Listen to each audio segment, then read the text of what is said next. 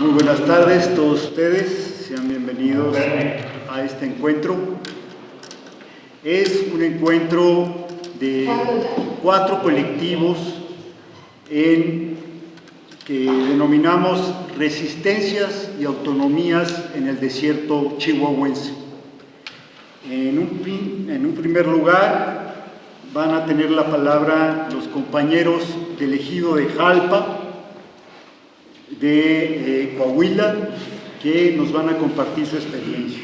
Desde el 2014 iniciamos un proceso de resistencia en contra del confinamiento, a partir de una historia de casi nula organización en la zona, pero que hemos logrado generar un proceso. Si bien no hemos logrado que el confinamiento deje de funcionar, sí hemos demostrado que está funcionando de manera ilegal, y hemos ganado varios juicios, que no se ha ejecutado ninguno, pero también hemos estado trabajando en la defensa del agua del arroyo San Miguel como un asunto de construcción, ¿no? Un asunto de no seguir regresando pelotas, sino más bien cómo construimos juntos la defensa y el cuidado del agua y el cuidado de la vida en esta región, y también de alguna manera el rescate de los germoplasmas en esa zona, ¿no? De alguna manera privilegiada por el agua de los manantiales y por la infraestructura que hay en la región, ¿no? El arroyo San Miguel nos lleva agua de la sierra, hay 4 bordos en la región, y entonces almacenamos agua y vivimos de esto, ¿no? Por muchos años el sustento de la región fue la agricultura, una agricultura de temporal, pero un temporal de cierta calidad, ¿no?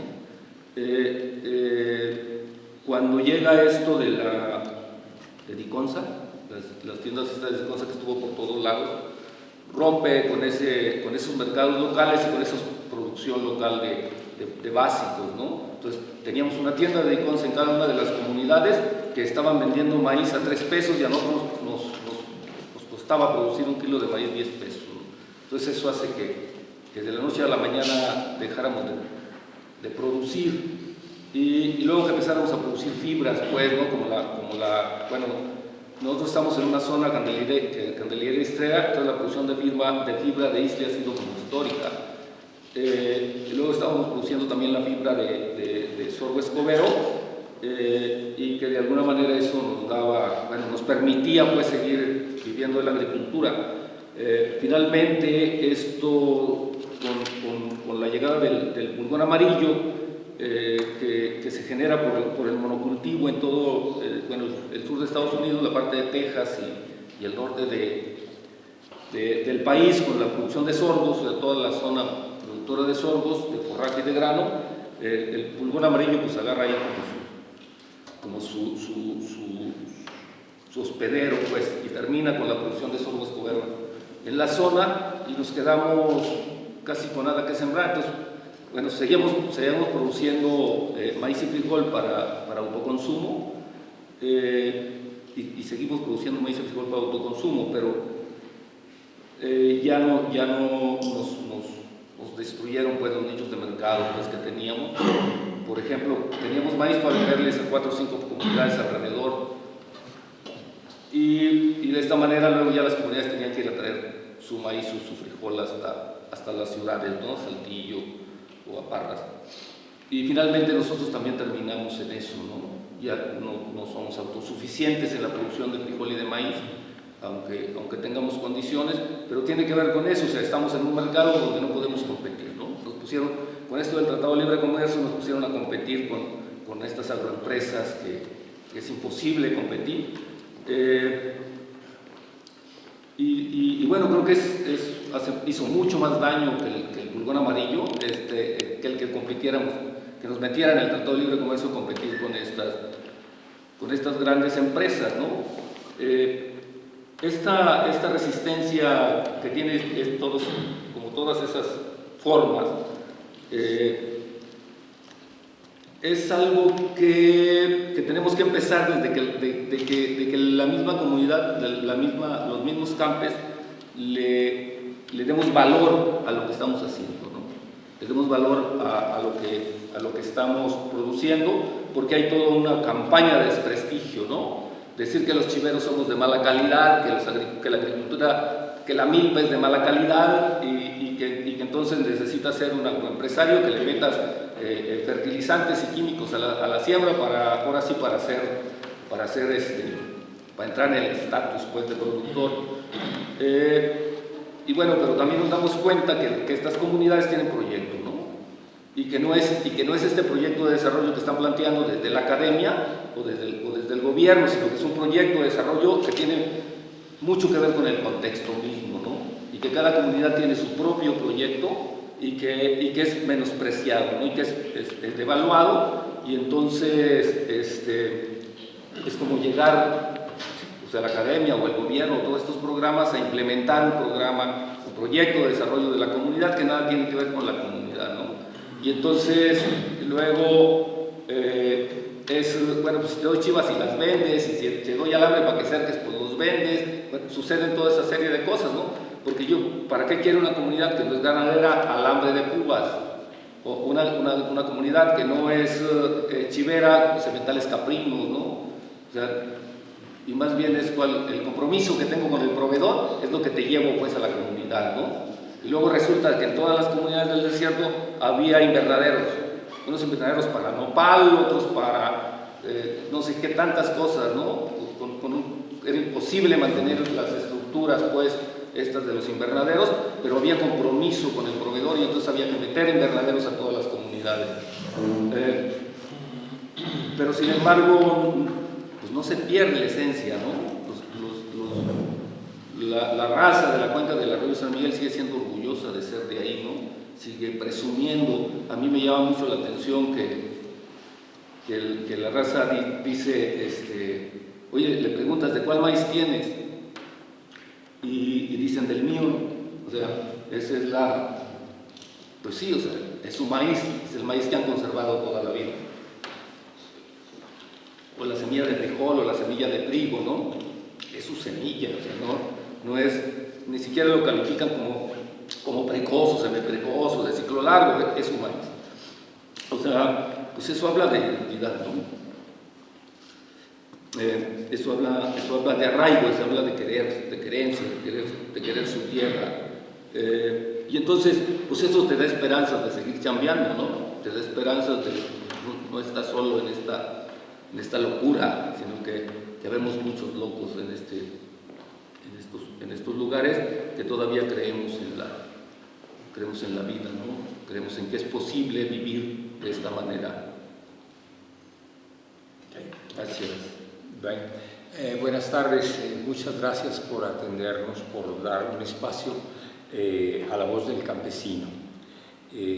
Estamos un poco hasta el copete de que los políticos, los gobernantes y los académicos nos estudien y nos digan cómo somos o cómo debemos ser. Y no, como dice muy bien Juan, tenemos voz propia, tenemos identidad propia y tenemos una propuesta propia que es preciso que se respete.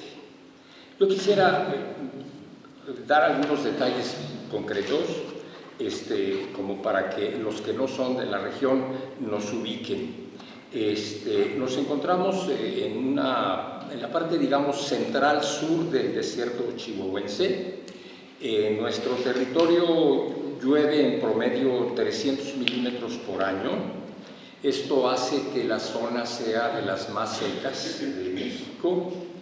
La población, que es poca, alrededor de 13,000 habitantes en el municipio de General Cepeda, se encuentra dispersa en 38 ejidos y 2 comunidades, además de la cabecera municipal, que tiene alrededor de 3,600 habitantes. Entonces, esta dispersión hace muy complicado, hace muy costoso el contacto y el trabajo organizativo. Es importante que lo tomemos en cuenta porque esta distancia geográfica nos encarece la comunicación y el contacto.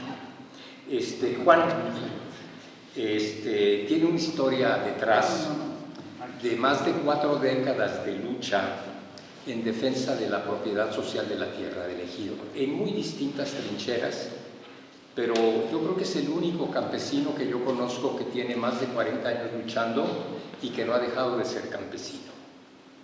No se ha vuelto político, no se ha vuelto diputado, en algún momento fue regidor, pero ya eso se quedó muy atrás, y además hizo muy buen jale. Juan me invitó hace aproximadamente 10 años a trabajar en la rehabilitación integral del arroyo San Miguel. Jalpa es una de las 9 comunidades que viven del agua del arroyo San Miguel, un arroyo estacional que solamente baja agua cuando hay lluvias en la sierra. Pero ese arroyo le ha dado vida a esas 9-10 comunidades durante más de 200 años. Y el acoso que ha sufrido el campo mexicano ha hecho que la infraestructura que permitía aprovechar esas aguas esté muy abandonada y muy deteriorada. Y en paralelo al deterioro de la infraestructura se ha dado, como también lo señaló Juan, una erosión, un desgaste de las estructuras organizativas y de la vida comunitaria de los ejidos. Entonces Juan hace 10 años me invitó a trabajar en la rehabilitación integral de la cuenca, en ese doble sentido. Rehabilitar los bordos, los canales, las compuertas y reforzar y rehabilitar las asambleas ejidales, las autoridades ejidales, los reglamentos internos, los padrones, las concesiones de agua, etcétera, etcétera. Y un trabajo que creo muy meritorio, realmente muy meritorio, es que en esta sociedad que Juan calificó como una zona de nula organización, estamos logrando trabajar de manera organizada con las autoridades ejidales de 7 ejidos que están actuando, pero porque tienen el mandato de sus asambleas. Entonces, en un entorno donde las asambleas ya casi no se hacían o se hacían poco, con poca formalidad, aquí no solamente se están volviendo a hacer, no se están volviendo a fortalecer, sino que ya tienen acuerdos que involucran a toda la cuenca. Estábamos trabajando en este asunto de la rehabilitación de una manera, digamos, propositiva, no respondiendo pelotas, sino echados para adelante cuando se presentó el problema del confinamiento de residuos industriales en Oria de la Sabina, que es una de las comunidades que está, digamos, a un lado de donde desemboca este pequeño arroyo San Miguel. Y le entramos allí sí de manera reactiva a tratar de defendernos, de impedir la instalación de ese confinamiento que se autorizó, se construyó y se está operando dentro de un mar de ilegalidades. No tendríamos tiempo para expresarlas aquí. Pero, como bien dijo Juan, aparte de las movilizaciones que logramos en la época más álgida de la lucha y que nos llevó a que fuéramos calumniados, perseguidos, amenazados y judicializados, todos acabamos enfrentando diferentes tipos de juicios civiles o penales o lo que ustedes quieran, el proceso de movilización tuvo que agotarse porque es imposible mantener a las personas en una movilización constante, pero el proceso judicial sí logró llegar a buen término. Como apuntó Juan, ganamos 2 juicios de nulidad en el Tribunal de Justicia Fiscal y Administrativa, es un tribunal federal que ordenó a la Semarnat a declarar nula la autoridad que la propia Semarnat había dado. Como estamos en México y el Estado de Derecho en México es Estado de Chueco, las sentencias nunca fueron ejecutadas. En el primer juicio tuvimos suspensión temporal, suspensión definitiva y sentencia favorable, y ninguna de las 3 disposiciones del juez fue ejecutada por la autoridad. En el segundo juicio solamente hubo sentencia definitiva declarando ilegal el basurero y sin embargo el basurero sigue operando. Esta lucha pues sigue de algún modo en tribunales. Debo decir que las comunidades están hasta el copete de ver que no hemos logrado nada en 7 años de resistencia, porque para ellos la única realidad es que el basurero sigue operando, que la tierra se sigue contaminando, que los lixiviados siguen allí, que la atmósfera huele a mierda, con perdón de ustedes, y a lo mejor con perdón para la mierda porque huele peor, y a ellos la sentencia no ejecutada no les sirve para absolutamente nada. El desgaste ha sido enorme, pero logramos romper el cerco informativo que nos tenía completamente bloqueados en el terreno concreto del municipio y del estado, pudimos finalmente mantener pues nuestra insistencia ya un poco mediática nada más de que el basurero es ilegal y retomamos el trabajo de la cuenca. Evidentemente la pandemia nos desmovilizó porque llevábamos ya prácticamente 2 años, no sé si me equivoco, teniendo una reunión mensual de manera rotativa en cada uno de los 7 ejidos que aceptaron el compromiso de trabajar en acuerdo. Y a mí ese en concreto me parece un logro extraordinario de los compañeros campesinos, porque esto va en contra de todo lo que les han sembrado, ¿no? De toda la cultura que han metido al campo y particularmente en el norte, ¿no? Donde se alienta el individualismo y el yo me voy por la mía y ándeme yo caliente y ríase la gente. ¿Se acabó? 5 minutos, bien. Yo creo que fundamentalmente el trabajo del arroyo es la parte central, pues, es lograr acuerdos comunes, trabajo lento de fortalecer las asambleas, de fortalecer las autoridades ejidales, de aprender entre todos incluidos, a construir acuerdos, a escucharnos unos a otros, de no ver en el otro un rival, un adversario, sino un hermano de lucha, identificar al enemigo.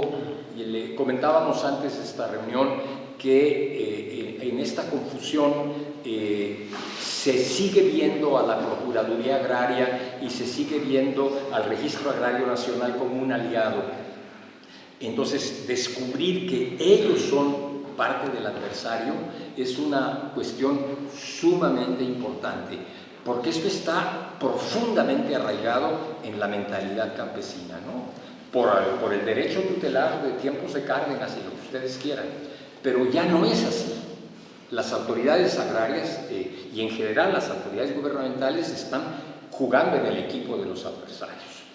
Debo ser muy rápido. A este problema, pues, de la restauración de la cuenca está motivado por el abuso, absolutamente, por el desorden y el abuso y la corrupción en materia de concesiones de agua. En una tierra donde la recarga es de 300 milímetros, hay una sobreexplotación, nada más en uno de los acuíferos, del orden de 79 millones de metros cúbicos anuales de agua. Y están administrativamente divididos en varios, pero es un mismo acuífero. La suma de la sobreexplotación asciende a más de 200 millones de metros cúbicos anuales de agua. Y los dueños de esa agua, bueno, los que se benefician de esa agua, es una docena de tipos. ¿Qué producen vino? Es el proyecto consentido del gobernador Riquelme, el corredor Vinos y Vinos. Nogaleros, forrajeros que le venden alfalfa a Lala. Y estos 12 tiburones están dejando sin agua a las comunidades. El arroyo se ha desecado, la alimentación del arroyo se ha secado porque hay una proliferación de pozos a profundidades mayores que 600 metros por abajo de la tierra, con volúmenes brutales. Y resulta pues que la escasísima agua está concentrada en muy pocas manos. Rosario Robles y Rubén Moreira echaron a andar un proyecto que se llama Ciudad Modelo Derramadero. Es una zona económica especial, todavía no cuaja, pero para esa ciudad modelo quieren 30 millones adicionales de agua la empresa privatizada que maneja el agua municipal de Saltillo. Y si la logran, van a después alegar que es el derecho humano al agua de los habitantes de la ciudad modelo de Ramadero. Entonces, a una zona sobreexplotada por los tiburones de la agroindustria, se suma la sobreexplotación de Ciudad Modelo de Ramadero, que como ustedes saben es un conjunto automotriz. Ahí está Mercedes, está Freightliner, está la Fiat y está la Chrysler. Entonces, es un despojo brutal con el objetivo de descampesinizar el campo, de hacer que el campo quede despoblado para tener mano de obra barata y dócil en las zonas industriales que están en Ramos Arizpe, en Saltillo y en Monterrey, etcétera, etcétera. ¿Y qué mejor manera de obligarlos a migrar que quitarnos el agua? Y yo no sé si con esto termino.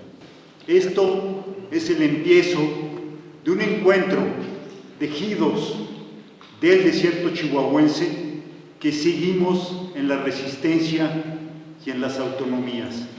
Muchas gracias a ustedes por escucharnos, muchas gracias a todos por compartir su voz